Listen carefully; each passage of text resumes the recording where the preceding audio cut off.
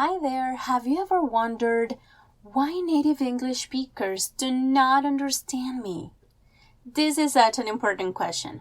No matter if your native language is Spanish, German, French, Chinese, Italian, native English speakers may have a hard time understanding you.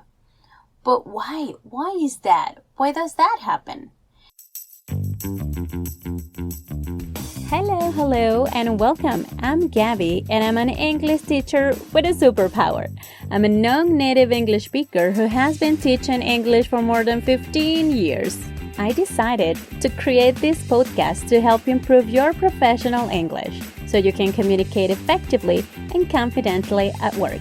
Take your coffee, tea, or water and share these minutes with me because business English shouldn't be boring, don't you think? Hi there, have you ever wondered why native English speakers do not understand me? This is such an important question. No matter if your native language is Spanish, German, French, Chinese, Italian, native English speakers may have a hard time understanding you. But why? Why is that? Why does that happen? Is it because of us as speakers? Our pronunciation, intonation, grammar? Or is it something related to the listener? I asked 3 native speakers who, by the way, happen to be English educators, why do native speakers have a hard time understanding people with non-native accents? And what can non-native speakers do to avoid confusion, frustrations, etc.? So, here are their answers. First, let's listen to pronunciation coach Christina Hilton. Why do native English speakers have such a hard time understanding people with non-native accents? Well, for so long, all of the blame has been put on the non-native speaker if something wasn't clear. So the non-native speaker needed to be more clear, they needed to have better pronunciation, all of these things.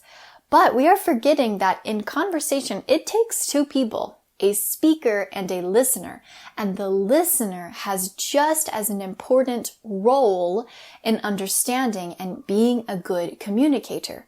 The problem is that native English speakers are not always good communicators, and I would argue that native English speakers in the United States are some of the world's worst listeners, which is a big, big problem, and it's not your problem, it is their problem. I am actually from the United States, so I would say it is our problem as well. But the truth is that we in the United States live in a very monolingual society, and so we are not exposed to different languages or people that speak with different accents, especially non-native English accents. What this does is that our brain only processes a few different accents. So when it encounters a new accent, it has a hard time understanding it because it's not used to how it sounds. And so it takes a longer time to process what a person is saying. Well, many Americans are only exposed to a few accents in their life. So they get to work in a company and they have many coworkers with international backgrounds and they have a hard time understanding their coworkers. But what do they say? They try to put the blame on the non-native speaker and they say, you need to repeat yourself. I didn't understand what you were saying. But we have to step back and say, no, you as the native speaker have to do the work and be a better listener because you are just as important in this conversation. The native speaker has a very important part. And the truth is that it's very easy for a native speaker to train their ear to hear different accents, and it is necessary. So just remember that if someone is having a hard time understanding you, the first thing is to slow down because their brain is processing the information more slowly. And so you have to speak a little bit slower to allow their slow brain to understand what you are saying. But remember that you are not the only person responsible for being a good communicator. The native English speaker has just as an important role in understanding you, and taking the time to really hear what you are saying. Now, let's listen to TOEFL expert and polyglot Jonathan Huggin. Hi, Gabby. Thanks for this question about what can make it hard for native speakers to understand. One thing, because I teach the TOEFL, the test of English as a foreign language, there are several features of prosody that come to the forefront when students need to work on reducing the effects of their pronunciation. And one of them is being monotone, so not having a change of pitch to show, to attract interest. So if everything is just the same pitch level, it's like turning a very colorful impressionist painting into black and white. So that makes it difficult for the listener to have to pay attention to everything and try to imagine which words are being emphasized. Not knowing the difference between content words and function words, and knowing which words, like nouns, adjectives, verbs, adverbs, that those words tend to be emphasized, and needing to lengthen the vowels on the stressed syllables. So removing those features puts a lot of pressure on the listener to have to imagine and interpret all of that information. It's like taking a black and white text on a page and having to imagine what the author's voice sounds like. Good readers, native speaker readers, subconsciously do that. But when faced with a non-native speaker, they're bringing a lot of intonation patterns, pronunciation features from their native language, rhythms, and in some cases having equal syllable length.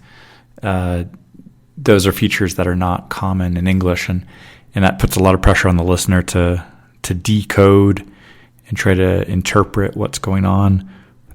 Most native speakers are not familiar with enough other languages, foreign languages, to be able to go through that process. They're just recognizing that the English they're hearing is not matching the code or the patterns that they're used to, and without necessarily being active language learners themselves, they're not necessarily going to be in a position to correctly interpret or know the alternatives or know what the other patterns would be for these other languages. As I do speak other languages, it becomes predictable to know what patterns exist, let's say for Spanish speakers or Russian speakers or French speakers. Knowing that does allow me to understand those people and detect what they're trying to say. But for the most part, most native speakers are limited with what their skills are for interpreting other speakers. Finally, let's listen to communication coach Dan Peacock. This is a question that is really general. So depending on what your first language is, you will have certain issues, which will be the top ones that you need to work on to be more understandable. And you can look for your major issues and work on them strategically, prioritize them, and work on them strategically based on your first language. A Google search can help you with that. And then also understand that listeners vary a lot, native English speakers vary a lot in our ability to understand somebody who's speaking with an accent. So don't feel bad. You might just be dealing with somebody who has a low tolerance for something that doesn't sound the way they expect it to sound. But of course, with that said, you still want me to give you some particular advice. So here's what I can tell you.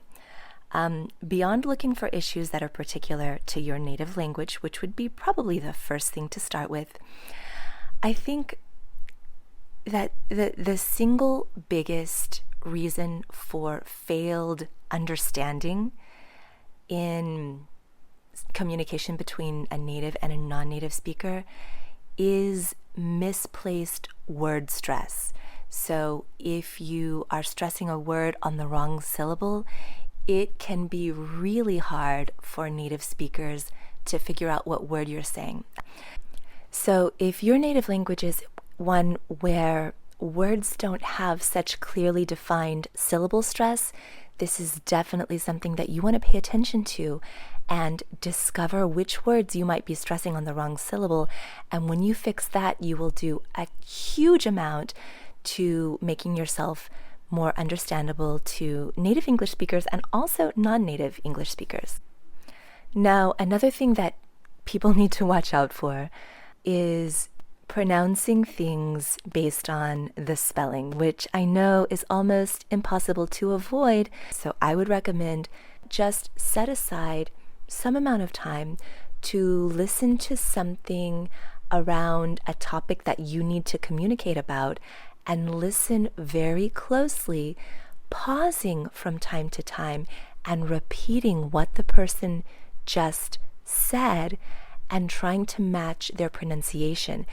Now, another thing that you can start paying attention to is the intonation of phrases and sentences. Notice what words are stressed in a sentence or a phrase and just add that to the things that you're aware of, and gradually these patterns will start to become recognizable to you and you can start using them yourself. So if you can start paying attention to that one extra element of speech, which is which word is stressed and what is the tone of voice doing to emphasize that stressed word, then your language will be more complete and the things that you are paying attention to will be more complete. And finally, I would advise you, if possible, to make a note anytime you get that funny look, when you can tell that the person was understanding you and then suddenly there was something that they didn't quite catch. And, most of the time people are too polite to ask you to repeat, or maybe they'll ask you to repeat once, but they're not going to ask you a second time. So if you repeat it and they still don't understand, it's very likely that they will just kind of, nod and act like they understood, even if they didn't. So depending on the situation, if this is a person where you are comfortable pausing and asking them to really be honest with you, to identify what was the thing that they didn't understand, this will help you gradually build a profile for yourself of what your issues are that are interfering with communication. So I hope this was helpful, and I wish you lots of luck and joy in expressing yourself as fully as possible and communicating and connecting with the world in English. Thank you so much, Christina, Jonathan, and Don, for your insights. We really want to listen from our listeners. What's your opinion? Action steps. Go back, listen to this episode again, and write a list of the ideas that work for you. Practice, practice, practice. Join our free speaking club and practice with us. Practicing will help you be more intelligible to your listener, whether a native speaker or another non-native speaker. Don't you think? Remember to follow and rate our podcast on Spotify and Apple Podcast. This is the end of today's episode. Thanks for listening. Don't you think?